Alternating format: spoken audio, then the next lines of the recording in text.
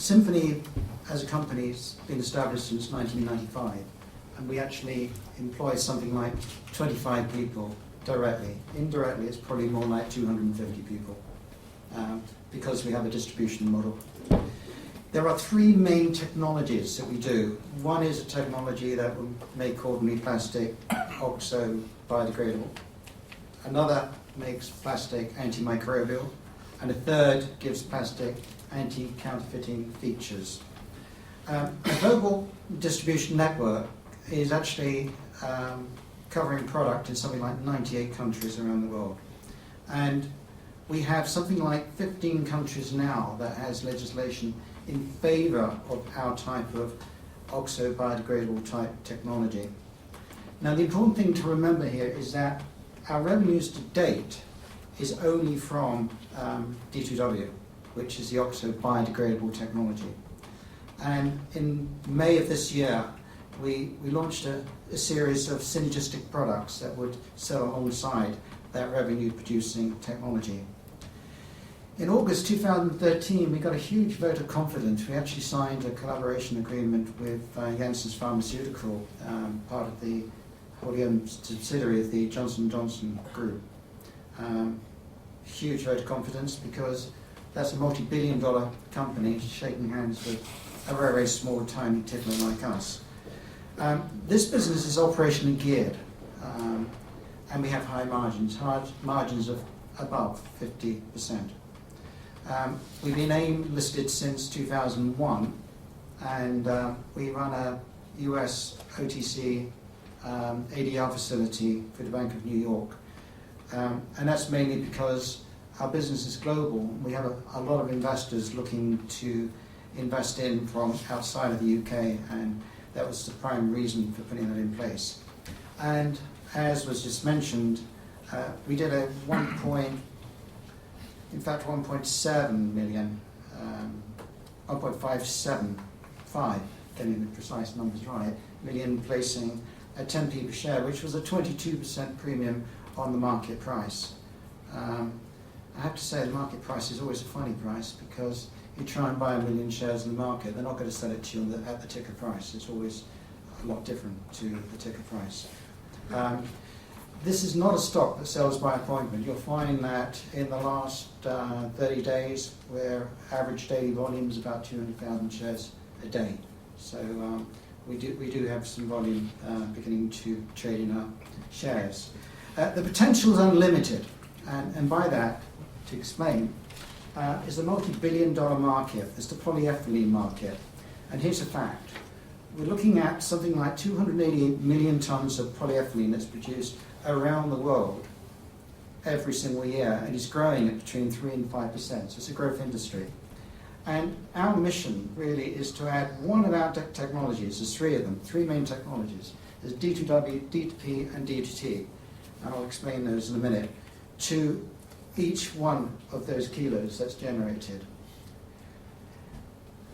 1% of our making plastic smarty technology, which can be D2W, oxo-biodegradable.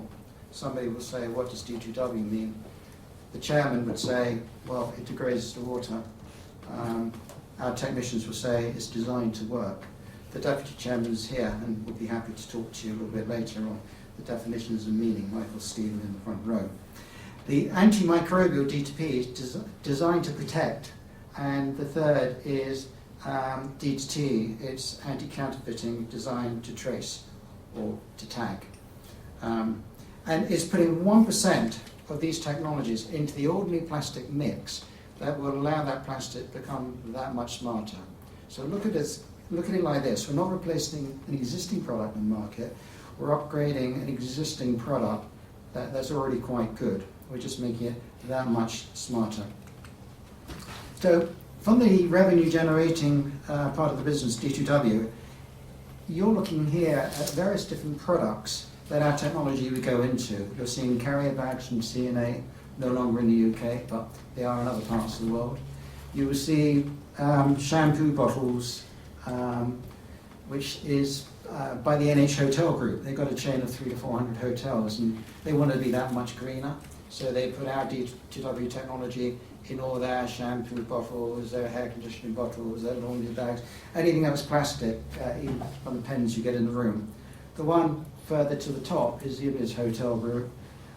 Dubai Duty Free is a carrier bag. Bottom right is one of the largest sugar companies in Central America, Donna Maria. They actually spend more on their TV promotional program than they did on putting the technology in their bags, because putting the technology in the bag is not that expensive to do. But they're able to really, really boast that they've done something green, something ethical, something sustainable. So it's a very, very big PR play for any company getting involved in this story. These are some of the main users.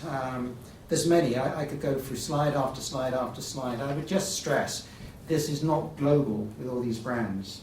Probably one of the largest users within this big group of brands would be Bimbo. Nobody's ever heard of Bimbo in this part of the world. But just for you that haven't heard of them, they are a $16 billion company. They're the largest bread company in the world. And they use an awful lot of our product because bread is packed in plastic, and plastic becomes an environmental littering nightmare. The message, which was an asset, suddenly becomes a liability if it's blowing around in the environment. So they wanted to do something positive, and they wanted to make a positive statement. And the story goes from brand to brand to brand. So for any of you that's into Vodafone, go into a Vodafone shop in the United Kingdom, and you will find a D2W logo on the bottom of that bag. Or, probably not on this particular slide, but there is anyone going into a Paul's for a cup of coffee or a bagel or whatever it might be. You'll see the D2W logo on the bottom of the plastic bag. It means that that product is eco-friendly. It's not going to lie around in the environment forever. It's going to self-destruct within a given period of time. It's going to return back to nature. We're converting it from a plastic to a material that's no longer a plastic, so it becomes bioassimilated. Yeah, I see the Paul's brand there to the right. So, what's important here, we've spent many, many years developing the business, and one of the most important areas of developing the business was to tell governments not to ban plastic. There's nothing wrong with plastic. And here you see 15 countries that have got in various stages of legislation that makes either a plastic carrier bag, by law, must be made with our type of technology, by law. And what we're waiting for now, and this is the big kick in turnover that we're looking to develop very, very soon, is the implementation of those laws. I can tell you that in the UAE, we were seeing very good growth last year and this year. On one product, it nearly represented 20% of our volumes as a result of just carrier bags. As of this year, they've said 15 more products must be with our type of technology in. What can they be? Anything from food packaging to drinking straws to plastic cups. There's a whole list of items that by law must be made with our type of technology. There are competitors, but we are the major player in the market. We are approved. We have all the qualifications. We have the technical team, and so on and so forth. And then Pakistan. I mentioned Pakistan because it was about a year ago. You're talking about a population of 180 million people. The amount of plastic that they use, because the law says all of it. It doesn't just say carrier bags. That means agriculture films, it means cement bags, it means food packaging, it means a lot. That's where Pakistan's going. They want all their plastic to be made degradable with our type of technology. And the reason is they can't pick it all up. It's litter. They need to resolve the litter problem. It's blocking drains, it's causing flooding, it's causing disease, it's causing huge problems. So we are in, if you like, not the main areas of Europe and United States of America. We're in countries that cannot control the amount of litter, and they cannot stop using plastics. That's where our main drive is coming from. And for those that might get confused with the subject, we say there's no legislation passed for a hydrobiodegradable plastic. Materials that, say, Coca-Cola might use in one of their bottles, they will say that their materials are made from sugarcane, it's renewable. It's more of a story than anything else. And it doesn't degrade and it doesn't biodegrade, and they don't have any legislation to support them either. And we are the only company in the world that has the ability to be able to use a handheld device as an X-ray device that in less than 60 seconds could tell you whether your bag really does have the right technology in it, and whether that product would work. There's nothing like it in the world, so we're very, very advanced on that sort of technology. Carrefour, world's second largest supermarket group. They have D2W in their shopping bags at this stage in 5 countries. So it's beginning to move quite fast. 3 of those countries is a requirement by legislation. The 2 others, they wanted to do it. And interestingly, Carrefour were able to put our technology inside their bag, and it costs them precisely nothing to do it, 0 on cost. So the cost of putting our 1% in can be anything from 0 to a maximum of about 5%. In this case, we actually achieved a 0 on cost, which is quite interesting. And the other thing about Carrefour Morocco owns 75% of our Moroccan distributor. So a very big vote of confidence there. And then about 2 years ago, we launched D2P, Designed to Protect. It's a whole suite of antimicrobial technologies, antibacterial, antifungal, antibacterial. We don't have time to go through it all tonight, and I could do with about an hour just to go through this one subject. But it's hugely exciting for us. We spend a lot of money in R&D. This is where we see our business really being taking off in a very, very spectacular way in the next 1 to 2 years. We think it will overtake our D2W business quite fast. It sells for about 3 to 4 times more in terms of value. It doesn't rely on legislation. It relies on other main drivers. Here's a list of items that you would expect to put D2P in. You mentioned credit cards earlier. You're right. That credit card actually holds harmful bacteria for up to 2 weeks. So imagine you're going around the world, you're passing your credit card to one person to the other. You are picking up their bacteria. Those credit card companies should, for example, be using our technology to stop that harmful bacteria from building up. Another illustration for those who came on the train today, hold that handrail and you're actually holding somebody else's harmful bacteria. Is another market of ours where we can do something about that. We can help protect you, protect the airlines. You're breathing air. Those airs, that air is going through filters. Those filters are contaminated. Talk about water. And it goes on and on and on, from toilet seats onto shoes. You've got to say, why would I want to put it in a shoe? Bacteria. Bacteria produces odor. Our technology will neutralize that. So, from food applications, food and non-food, we're in all sections. On our food applications, we have FDA approvals for repeated use items. There are many. It goes on and on. Your refrigerator breeds bacteria. Your food containers, your Tupperware type boxes, breeds bacteria. You are encouraged to reuse, creates bacteria. Everything you see and everything you touch, back to my first slide, our market is massive. The opportunity is huge. So we signed this agreement about a year ago with Janssen's Pharmaceutical, part of the Johnson & Johnson family, huge vote of confidence. These guys have actually had an amazing technology that they've been using for the last decade or more. The active ingredient that they've been using goes into hair shampoo, goes into pharmaceutical creams. For the very first time, we're collaborating with them and we put it into plastics. That's what this is all about. We are the world authority on plastic, and they considered we could take it to the market. And there was born this agreement. Essentially, here's one illustration out of many. This technology, if you put it into plastic that wraps, say, a bread product, will help to increase the shelf life of bread or fruit.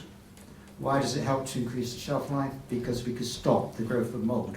We can reduce the mold from growing. Very important, because if we can lengthen the life of the bread, we might be able to take out the preservatives that go into the bread. You save money. You can put out an environmental claim, you can put out a much better claim. So my bread, and remember our largest customer is the world's biggest bread producer, is more natural than my competitors. Big story. It's a game changer, what this technology will actually do. We're going through the trials at the moment. We've done one set of trials, we've done a second set of trials. We're going into what we believe the final phase of work that we're doing. And then we move for FDA regulatory clearances. So that's moving pretty fast, pretty exciting. One particular very important area for our antimicrobial. It's just one out of those 5 that I showed you. That's what this is. We have 5 different subsections to our technology. Here's an illustration of what I'm talking about for those that love bread. You will see in the top line bread that's packaged in ordinary plastic, and the bottom with 1% of our technology inside. It's very clean. 6 DPI, 6 days post inoculation. That's with penicillin rocket 40. There's many different types of bundle, but I could take you through slide after slide after slide and will prove to you every single time that this thing works. It's impressive. D2Trace, it's a very, very long presentation on our tracing and tagging technology. It's not producing any revenues at the moment, albeit we did announce that we had our first order for a very, very unique application in Central America. There was a demand for tracing that a particular technology was manufactured correctly. So by putting our tracing system inside the product, they were able to visibly identify if the product was authentic and whether the loading quantities were correct. Exciting area, multi-trillion-dollar market. We've only just started. I spoke to you about a handheld device. That's it. We go all over the world with this. Where there's legislation, the authorities want to know how to enforce legislation. In the UAE, it's a criminal offence if you don't follow the law. In Togo, it's a criminal offence if you disrespect the law. So criminal that I think up to last week, 8 production factories were closed down by the authorities for non-compliance. How do you know whether the product really does have the additive in it or not? This is the only device in the world that's been programmed by us. We're one of the world's largest X-ray device producers in the world under an exclusive arrangement, to be able to monitor the product, to tell you in less than 60 seconds whether it's authentic or whether it's fake. The applications of this technology are many. This is the expansion synergistic products. You've all heard reuse, reuse, reuse your shopping bag. So now we launched a bag for life. We've slightly modified that print in the last few days. But essentially what it does, when you, the poor innocent shopper, your wives go out or you go out and you're taking that grubby little bag to the supermarket, just think about how much bacteria you're moving around and how much opportunity there is to become ill as a result of it. Don't believe me, there's about 4 separate research papers in different parts of the world that proves that what the government is doing, trying to push people to reuse and reuse, can be fatal. And it is quite a subject, this. So we launched this product, and we're going to be doing a massive campaign to get people to buy that particular product. It's the only type using this technology in the world. And then the other retail product, this is a product that's 100% made from recycled material that has our technology in it. You will not find another one like it. Remember, our customers, Carrefour, they would sell it to the public. They would use the carrier bag. So it all starts to make sense. It hangs together. So we've broadened the product range to sell more to an existing customer base. The board, which I won't spend too much time on, but we have a very, very serious board with various different, very good qualifications. The share price, the shares, the amount of shares that are traded. The range, as you can see, has been between just under 6p to 11.3. We're around about 9p today, valuing the company at a market cap of about 11 million. I'm the largest shareholder in the company. Summerston invested in earlier this week, took a 10% stake. They paid 22% premium to the market price. Qualm are a very, very powerful group in the United Arab Emirates and also in Hong Kong and China. There's a lot of work that they're doing. And basically the shareholding consists of very, very few in terms of institutions, mainly private investors. Okay, I won't spend too much time on the group highlights because this is a business that is about to move forward. You're seeing that revenues are increasing by 46% in 2013. And you'll find it increasing 4.94 million. If you read deeper into that, you'll find that the year before was much higher than 4.94 million. The point of this business at the moment is lumpy. Turnover can fall in and out in very, very big numbers towards from one quarter to another quarter. The main point of this business is that we spend nearly $1 million a year in R&D and marketing. We're not in this just to make $500,000 or $1 million. to make $250,000 or to lose $250,000 to us is not the position.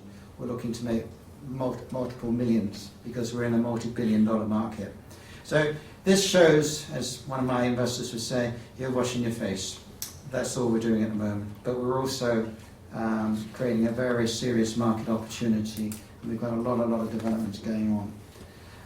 The half one financials really is just confirming we made a little bit of money in the first 6 months. Very good, but that's not the storyline.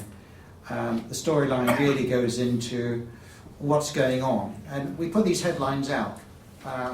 We have a major fertilizer company in Pakistan as a result of the legislation signed into our program. It means that the entire industry will follow. It's already started, so we expect those values to come in the coming months. It's started, they physically started ordering. And interestingly, we have entered into a paid-for R&D development with an $80 billion global consumer products company. I don't talk about plastics this time. They want to use our technology in one of their products, but it's an $80 billion company, and that $80 billion represents most of their products. If we can make our technology work in their products, our sales would be significant, to say the very least. It also adds credibility that they would pay us to develop something to go into their product. And the important thing is a lot of progress has been made in the enforcement areas where countries have legislated.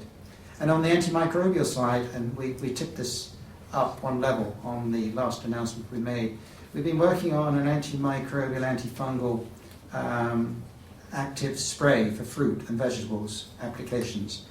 It's been successful. We've now moved into the next phase of the agreement. It's for post-harvest application. It will be a global contract if we get to the completion stage, and it is moving in the right direction. We expect to see some serious activity in the first half of next year in relation to that technology. It falls into the area where we've got no revenue at the moment, but we think we will get revenues in a multitude of different places. The FDA food contact approval in the US for repeated use items is very important. It means we can move our products into the United States of America and countries that will accept FDA.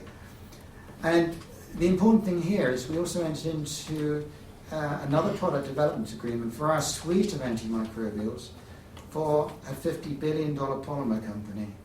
Now that should tell you something very important. It shows a polymer company would know everything there is to know about polymers, but they've entered into an agreement with us to see how we can use our antimicrobials in the polymers that they produce. They're only interested in trying to get increments of tens of millions to their turnover. They're not looking at a few million. And remember, we're operationally geared. Lifting our turnover from 6 million to 12 million essentially drops 50% straight onto the bottom line. So another 6 million puts 3 million to the bottom. We are talking about opportunities here from legislation to serious commercial contracts that adds more than just a few single million to the product. And on D2P, there are various different end products that are coming out at the moment. And some of those are really quite interesting things, from garbage bags to lavatory seats. So think about it next time you pause. So 2 out of those 5 product lines, we've actually got finished products in play. And as I said to you earlier, the tagging and tracing technology, we've started with our first orders on that. It will be slow. We're expecting a much bigger play probably in 2016 on our tag and trace technology. So the corporate summary being, this is an unlimited multi-billion-dollar opportunity, estimated at around about $288 million tons of polyethylene a year. We've already got product in 98 countries. We're a high-margin business. We're operationally geared, and we've got a legislation driving this business in 15 countries. In relation to the antimicrobials, you've got food and healthcare issues. We're working with a hospital group as an example. Huge problems with cross-infection bacteria. Where will it go? It will go anything from putting it onto the floors, to the lavatory seats, to the door handles, to putting it in your glove, in your examination gloves, all of it. So those are things that are driving our technology to the market. And our diversification and investment program continues. We spend money on R&D, we spend money on increasing the range of products that we have. Not mentioned it before, but we have this thing called SRT, Symphony Recycling Technologies. I don't have time to take you through it, but it's a small development project that we've been working on for the last 5 years, which efficiently recycles tyres. There's a huge mountain of tyres around the world. What do you do with it? We've actually got the solution. We are now spinning that operation off as a separate company. So D2W, a worldwide market, estimated at least above $1.8 billion if you've had to put a value on it. D2P, higher than that. And now, with a balance sheet that's been strengthened with £1.57 million of money from a very, very strong shareholder, with one of their members coming into our board, we think that we sort of financially de-risked the company.